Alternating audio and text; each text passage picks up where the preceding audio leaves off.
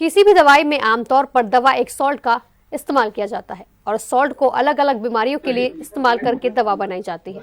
Generic दवा जिस salt से बनी होती है उसके नाम से ही जाना जाता है। देश में जेनरिक दवाओं के प्रति जागरूकता और विश्वास पैदा करने के उद्देश्य से हर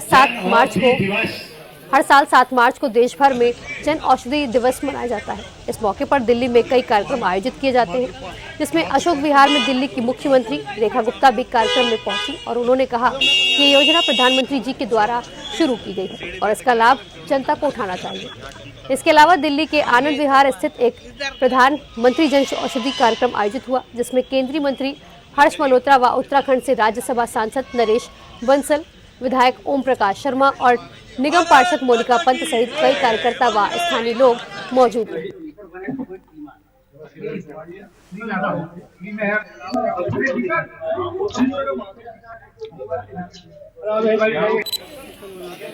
जन औषधि दिवस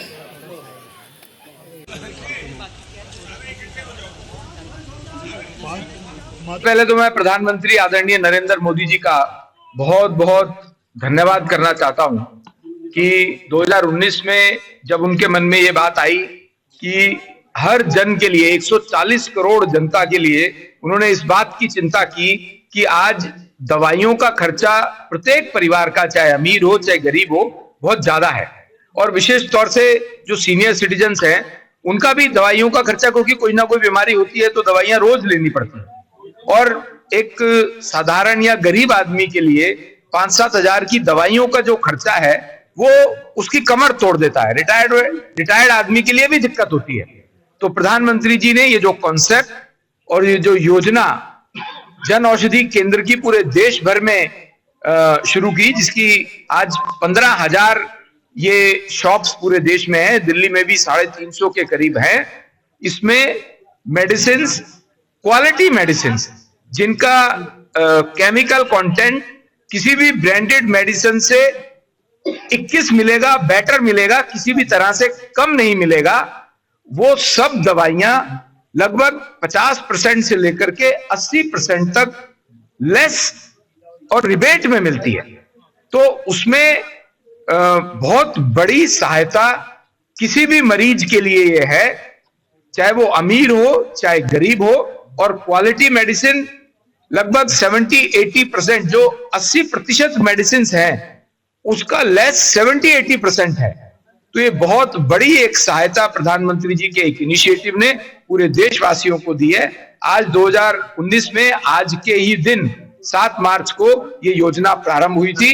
आज उस विषय में हम सब लोग यहाँ पर एक जागरूकता अभियान के नाते आनंद विहार में एक जनऔषधि केंद्र पर हैं, जो कि अभी 2 महीने पहले ही यहाँ खुला है। मैं प्रधानमंत्री जी को इस बात के लिए बहुत बहुत धन्यवाद और बधाई दें। देश भर में जब से योजना शुरू हुई है, 15,000 जन औषधि केंद्र के माध्यम से गरीबों का 30,000 करोड़ रुपया बचा है, क्योंकि दवाइयां उच्च गुणवत्ता की 50% से लेकर 90% तक सस्ती उसको उपलब्ध होती है और प्रति महीने ही उसको पता लगता है कि मेरी कितनी बचत हो रही है। क्योंकि जब दवाइयां सस्ती मिलती है और दवाई लेनी आवश्यक है तो गरीबों का सबसे बड़ा राहत का केंद्र ये माननीय मोदी जी ने चलाया है। हम माननीय मोदी जी को आप सबके माध्यम से उनको भी धन्यवाद करते हैं और सभी जनता से अपील करते हैं कि वो इसका भरपूर लाभ लें। 2000 से ऊपर दवाइयां इस योजना के माध्यम से और 300 से ऊपर सर्जिकल इंस्ट्रूमेंट्स सस्ते मिल रहे हैं और भी दवाइयां जोड़ी जा रही है। वैसे भी हेल्थ के क्षेत्र में बहुत काम हो रहा है। अभी पिछले दिनों 36 कैंसर की दवाइयों को ड्यूटी फ्री किया गया है और इसी प्रकार की जो गंभीर बीमारियां हैं उनमें भी उनको भी सस्ता करने का उनकी दवाइयों को सरकार की योजना है। कैशलेस इलाज तो उसमें है ही। सर, उत्तराखंड में भी क्या ये जेनरिक दवाइयां? हाँ, उत्तराखंड में भी इसका बहुत प्रचार प्रसार हो रहा है। मैं प्रतिवर्ष उत्तराखंड के ही जन औषधि केंद्र पर 7 मार्च को जाता हूँ, लेकिन आज चूंकि मैं दिल्ली में था इसलिए मुझे यहाँ आने का अवसर मिला है।